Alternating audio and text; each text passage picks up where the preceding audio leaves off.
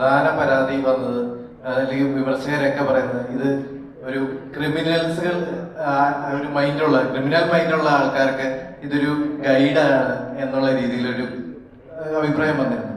അപ്പൊ ഈ ഒരു തോട്ടിനോട് ലാലൻ എന്താണ് പറയാനുള്ളത്? ഈ ചോദ്യത്തോട് അങ്ങേക്ക് എന്താണ് ഉത്തരം പറയുന്നത്? അങ്ങേക്ക് അങ്ങനെ തോന്നിയിട്ടുണ്ടോ?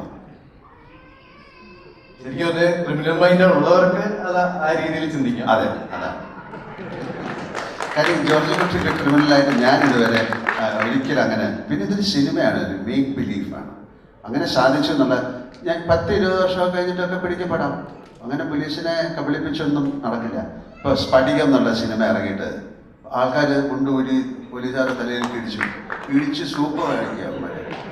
അപ്പം അങ്ങനെ ഒരു സിനിമ കൊണ്ടോ കാര്യങ്ങളൊന്നുമില്ല. പിന്നെ ഇതിൽ അയാൾ ഒരു തരത്തിലുള്ള കാര്യങ്ങളും ചെയ്തില്ല. അയാളുടെ കുടുംബത്തെ സേവ് ചെയ്യാനായിട്ട് അയാൾ ശ്രമിച്ചു.